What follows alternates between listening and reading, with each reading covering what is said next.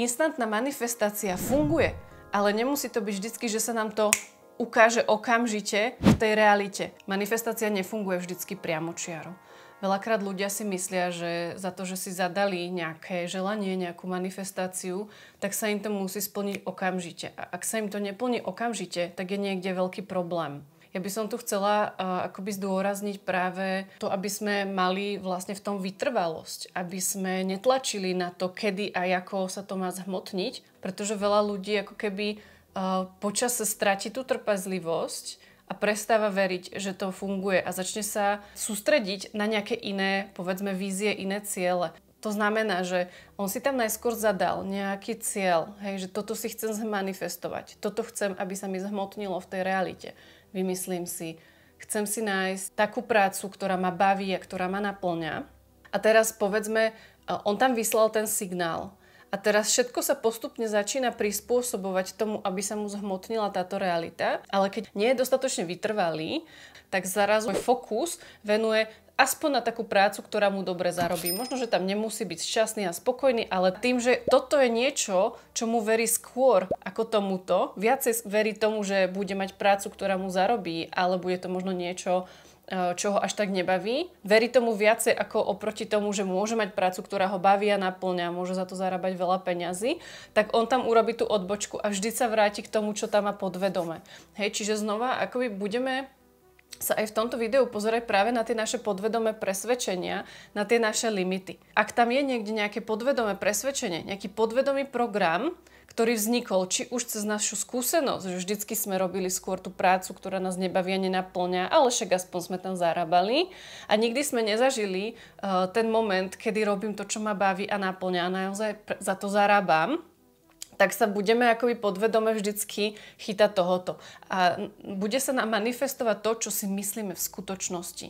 Čiže to, čo mu veríme v skutočnosti. A práve to, prečo sa niekomu zhmotňuje niečo oveľa rýchlejšie ako niekomu druhému, alebo prečo sa to niekomu zhmotní a niekomu sa to vôbec nezhmotní, nesplní sa mu ten sen, jeden z dôvodov je práve to, že podvedome on verí tej inej možnosti.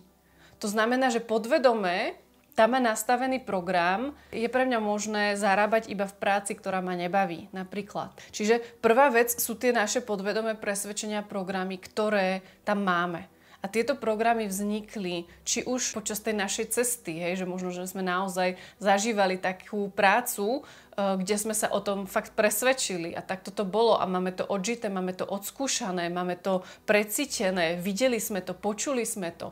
Hej, čiže vlastne akoby náš mozog vyhodnocuje, že toto je to, ako to funguje, toto je tá jedna cesta. Hej, alebo možno, že akoby si to preberáme už od našich rodičov. Možno tieto programy toho, že zarobím len v práci, ktorá ma nebaví, pochádza, neviem, od nášho otca alebo od našej mamy.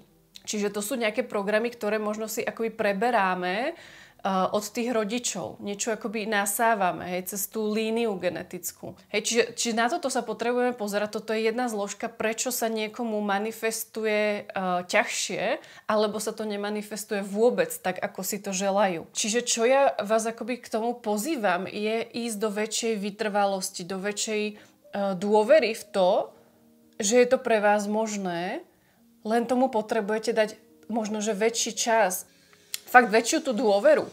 Pretože na to, aby sa nám tá manifestácia udiala, tak potrebujú sa udiať rôzne akcie. Hej?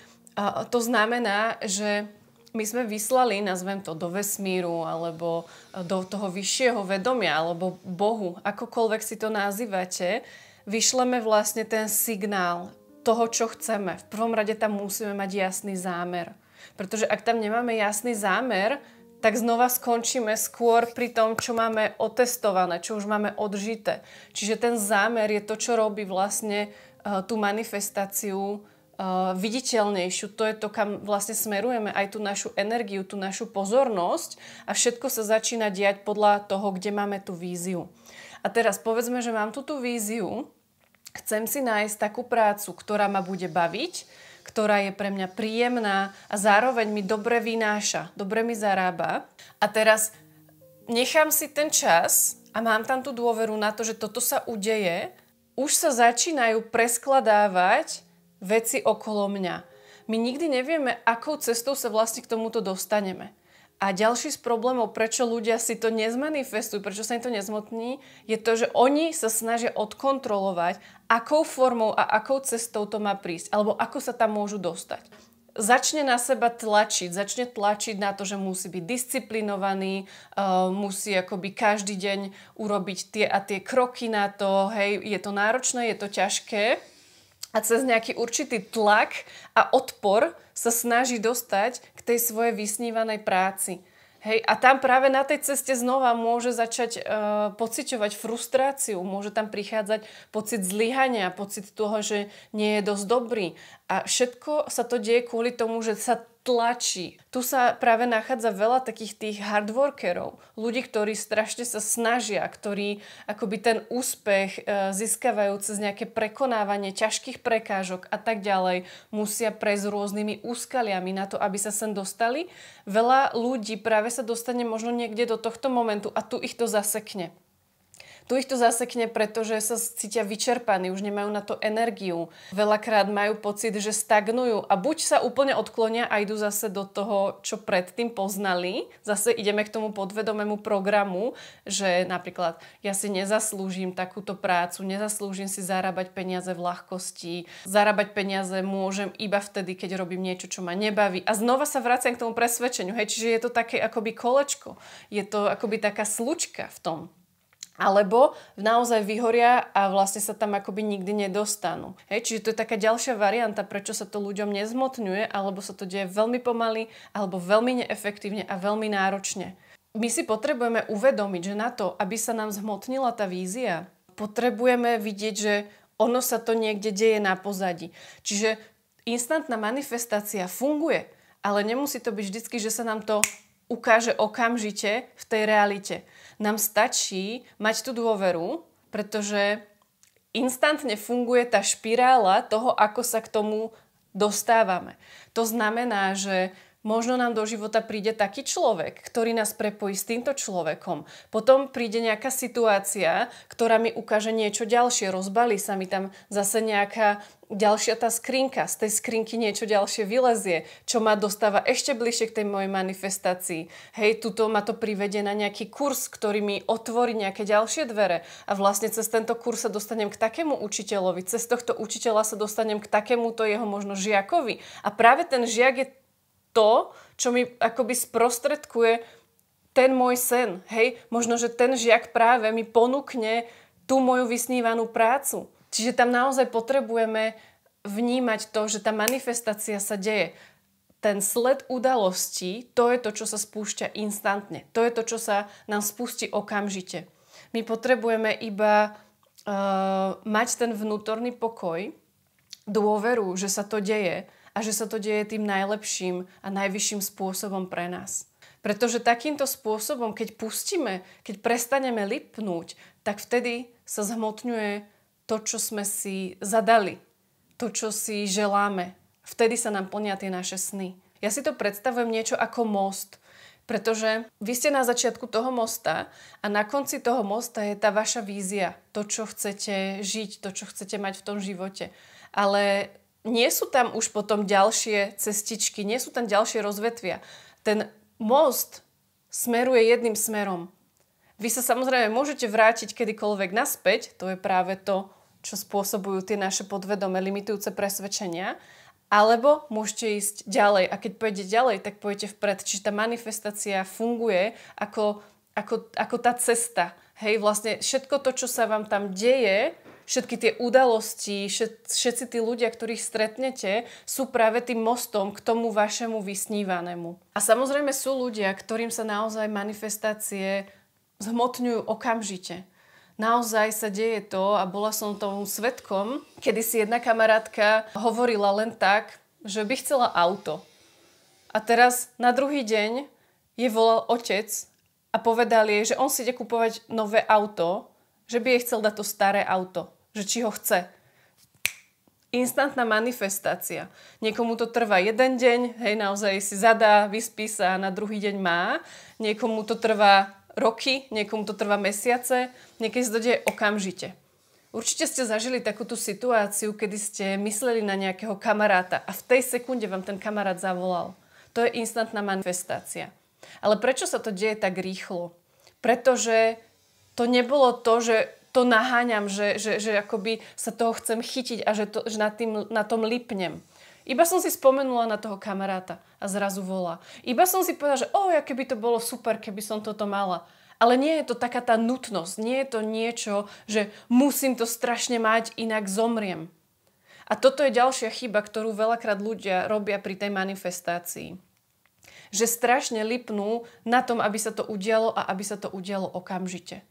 Môžeme si ako príklad dať peniaze. Veľa ľudí chce zarábať milióny a chce ich zarábať okamžite.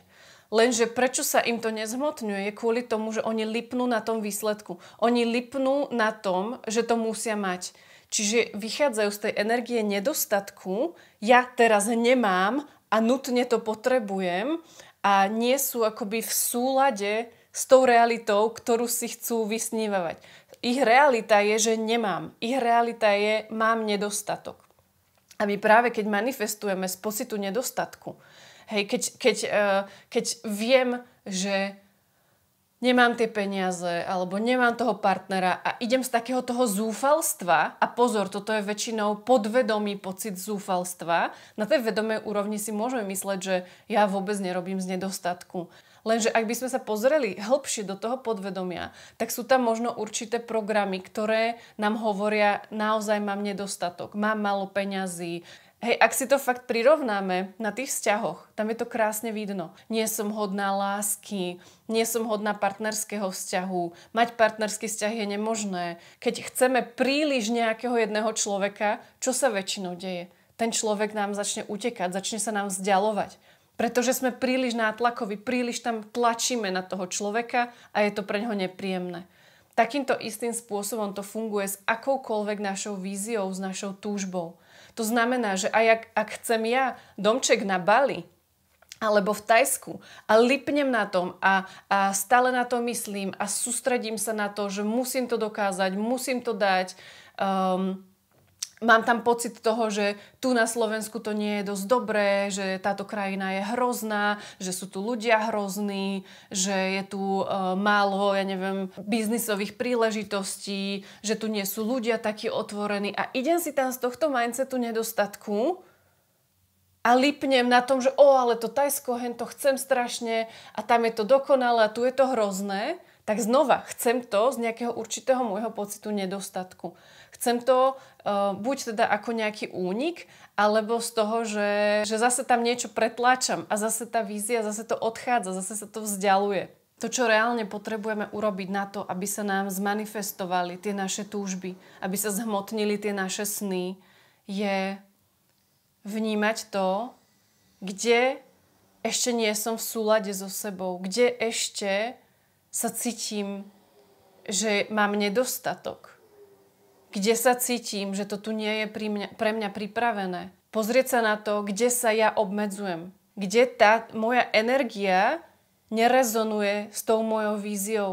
My na to, aby sa nám totiž tie veci zhmotňovali, my potrebujeme vibrovať na rovnakej úrovni. My sa potrebujeme cítiť, že už žijeme tým životom, ktorý tam máme v tej predstave. A nie len naháňať tú budúcnosť, ale vnímať, že je to tu už pre mňa teraz v tomto momente. A ja už to nemusím hľadať, ja už to nemusím naháňať.